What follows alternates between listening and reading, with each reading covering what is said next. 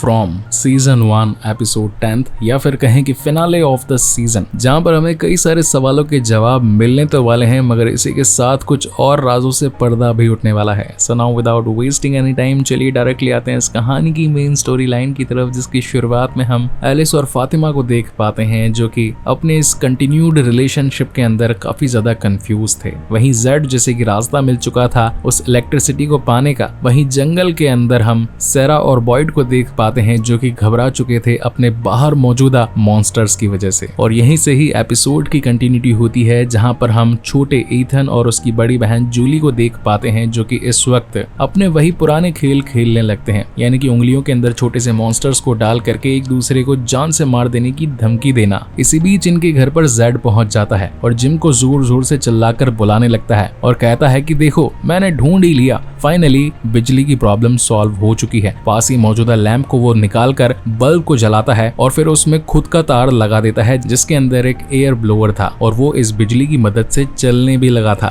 जहां पर जिम कहता है कि यार तुमने तो बहुत बड़ी प्रॉब्लम का सोल्यूशन निकाल डाला, इतनी बिजली से तो हम काफी दिनों तक उस मैसेज को ट्रांसमिट कर सकते हैं, तो चलो फिर देरी किस बात की, चलते हैं सीधा अपने टावर पर। वहीं हम बॉयड और सेरा को देख पाते हैं जो कि रात के हुए भयानक हादसे के बावजूद भी जिंदा बच चुके थे। हालांकि उनका टेंट काफी जगह से फट चुका था मगर गनीमत इस बात की थी कि वो जिंदा थे। जैसे ही वो बाहर निकलते हैं तो उन्हें अपने सामने पेड़ तो नजर आते हैं मगर उन पेड़ों पर मकड़ियों के ढेर सारे जाले लगे हुए थे। मीनवाइल सीन डेनर में शिफ्ट होता है जहां पर जेड अपनी ये खास खोज बाकी लोगों तक भी ट्रांसमिट करता है, बताता है कि किस तरीके से जितनी भी बैटरीज है हम उनको यहीं की ही बिजली से चार्ज कर सकते हैं। जैसे ही ये बात सब लोग सुनते हैं तो बहुत ज्यादा खुश हो जाते हैं क्योंकि अब वो यहाँ से यानी कि इस घोस्ट टाउन से बाहर कोई मैसेज भेज सकते थे। इस बात से सभी खुश थे, जिम भी बहुत ज्यादा खुश था। वहीं कहानी में हल्का सा ट्विस्ट आ जाता है, कहीं ना कहीं जूली को जेड पसंद आने लगता है जिसकी उसके फादर से कभी बनती ही नहीं थी। तो हो सकता है कि कहानी में आगे हमें कुछ नए रिलेशनशिप भी देखने को मिलेंगे। वहीं पर हम डोना को देख पाते हैं जो कि इस वक्त पोस्ट ऑफिस या फिर कहें कि यहाँ की जेल के अंदर कैनी के साथ बातचीत कर रही थी। वो बताती है कि मैं बॉस्टन से आई थी, जब बॉस्टन वापस जाऊंगी तो अपनी बहन की एक बड़ी कब्र बनवाऊंगी और बाकी जो लोग यहाँ से बच करके निकलेंगे हमेशा उनसे कांटेक्ट में रहूंगी। जहाँ पर कैनी भी उसे विश्वास दिलाता है कि मैं हर बार आपके साथ था हूँ और यहाँ से निकलने के बाद भी रहूंगा। इसी बीच हम क्रिस्टी को देख पाते हैं जो कि अपनी वेन में से काफी सारे केबल्स निकालने लगती है क्योंकि बिजली तो मिल गई मगर तारों की जरूरत तो अभी भी थी।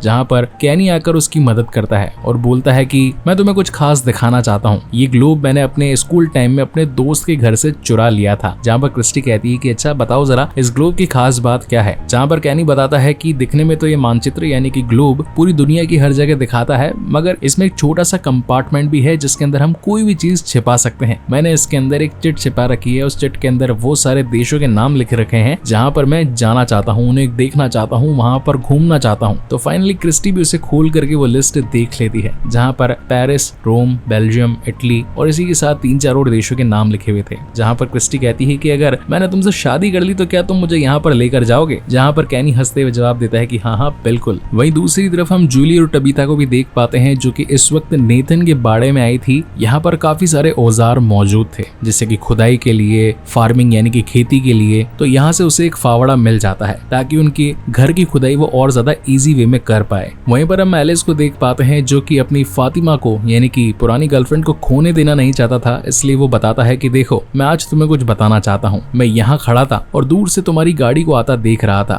तुम भी करीब 4 से 5 चक्कर लगा चुकी थी। तुमने मुझे नोटिस किया था, मैंने भी तुम्हें रुकने के लिए बोला था मगर तुम रुकी नहीं। मगर जब फाइनली अंधेरा हुआ तो हमने तुम्हारे टायर फोड़ दिए और तब जाकर तुम्हें यहाँ कॉलोनी हाउस में आना ही पड़ा। सोचो अगर उस दिन वहाँ मैं नहीं होता तो तुम तो किसी और घर में चली जाती, तो फिर हमारी दोस्ती कैसे होती। जहाँ पर फातिमा उसे विश्वास दिलाती है कि दोस्त हम पहले भी थे, आज भी हैं और हमेशा के लिए रहेंगे। जहाँ पर एलिस उसकी इस बात से खुश था। मीनवाइल हम बॉयड को देख पाते हैं जो कि उन्हीं घने जंगलों में बने मकड़ी के जालों द्वारा घिरे हुए पेड़ों के बीच से आगे बढ़ने की कोशिश कर रहा था। यहाँ पर सेरा भी उसकी मदद कर रही थी, इधर उधर जाने की कोशिश कर रही थी। तभी बॉयड को दूर से अपनी वाइफ टेली की चिल्लाने की आवाज आती है। वो एक ही दिशा में भागने लगता है। तभी उसे सामने जाल में लिपटी हुई अपनी वाइफ दिखाई पड़ती है। वो उसे बचाने के लिए उसके जाल खोलने लगता है लेकिन तभी उसके कपड़ों पर एक मकड़ी चढ़ जाती है। उस मकड़ी को हटाने के लिए वो अपने कपड़े खोल देता है और ऐसा लग रहा था मानो उस मकड़ी ने उसे काट लिया मगर कहीं पर भी कोई निशान नहीं था। सेरा भी इस इंसिडेंट को देखकर बहुत ज्यादा घबरा चुकी थी। वहीं घोस्ट टाउन के अंदर जिम और इसी के दोस्त जेड का अब ये टावर तैयार हो चुका था, बस जरूरत थी तो इसे चालू करके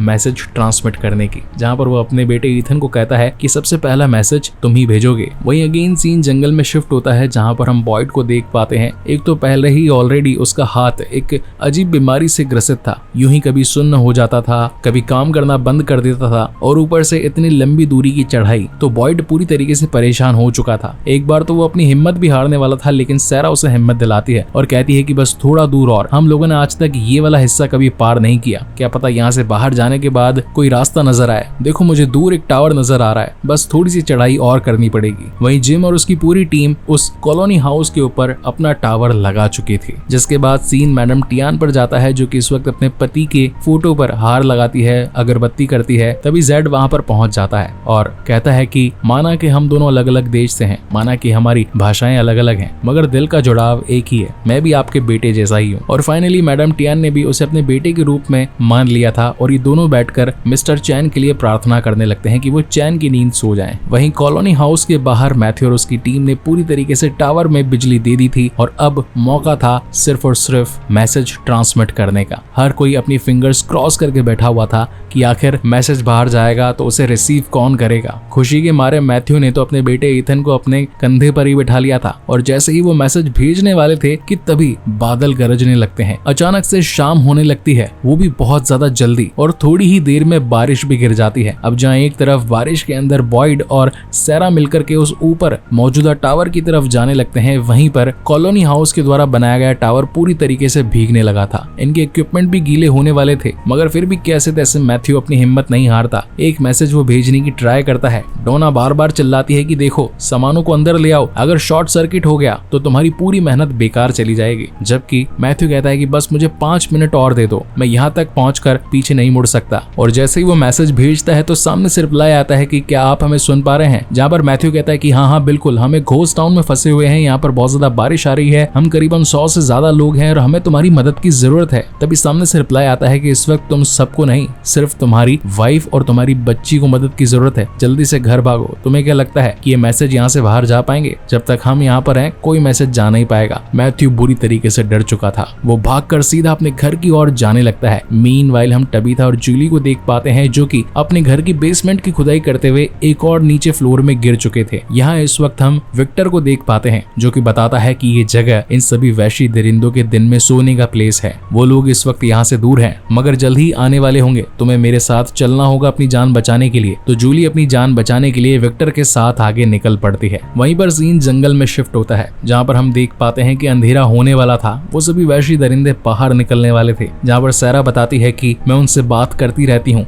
हो सकता है कि शायद वो मुझे नुकसान ना पहुंचाए, मगर आपको जान से मार डालेंगे। ये सामने पेड़ दिख रहा है, इसके अंदर एक होल है, प्लीज आप इसके अंदर छिप जाइए। और जैसा कि ये सारे के सारे पेड़ तिलस्मी हुआ करते थे, इनके अंदर जाने वाला शख्स कहीं पर भी निकल सकता था। तो जैसे ही बॉयड इसके अंदर जाता है तो अचानक से एक ऐसी चिमनी में पहुंच जाता है जहां पर चारों खाने चित्त थे, यानी कि वो बिल्कुल बंद गुफा जैसा था। चारों दीवारें बहुत ज्यादा करीब थी, यानी कि बॉयड पूरी तरीके से फंस चुका था, बाहर जाने का कोई रास्ता नहीं था। वहीं एपिसोड की एंडिंग में हम देखते हैं कि इस भरी बरसात में यहाँ पर लोगों का एक और ग्रुप पहुंच जाता है, यानी कि एक और बस भटक करके इस घोस्ट टाउन में पहुंच चुकी थी। और इसी तगड़े सस्पेंस के साथ ये शानदार एपिसोड यहीं पर खत्म होता है। तो क्या इसके नेक्स्ट सीजन में बॉयड यहाँ से निकल करके अपनी जान बचा पाएगा, या फिर ये लोग जो बस में यहाँ तक आ पहुंचे हैं ये लोग भी जिंदा बचेंगे या नहीं? क्या सैरा रात भर उस बिना तिलस्मी पत्थर के जंगल में अपनी जान बचा पाएगी? और क्या विक्टर इन भूतों की नीचे वाली नगरी में होने के बावजूद भी जूली और बाकी के लोगों की हेल्प कर पाएगा? या क्या फिर जिम एक और नया रेडियो सिस्टम बना करके किसी और देश, किसी और जगह पर अपना मैसेज ट्रांसमिट कर पाएगा? इन सभी सवालों के जवाब तो आपको इसके नेक्स्ट सीजन में ही मिलेंगे, जो कि हम जल्द ही लाने वाले हैं। मैं चाहता हूं कि प्लीज आप ज्यादा से ज्यादा लाइक करें, जितना आपके घर में मोबाइल फोन्स हैं उन सभी में वीडियोस चला करके छोड़ें, ताकि हम जैसे डेडिकेटेड कंटेंट क्रिएटर्स को सपोर्ट मिले और हम और भी बेहतर और क्वालिटी कंटेंट आपके लिए ला पाएं। सीजन 2 जल्द ही आने वाला है, सो तब तक के लिए keep watching and stay safe. Thank you so much guys, मिलते हैं अगले वीडियो में।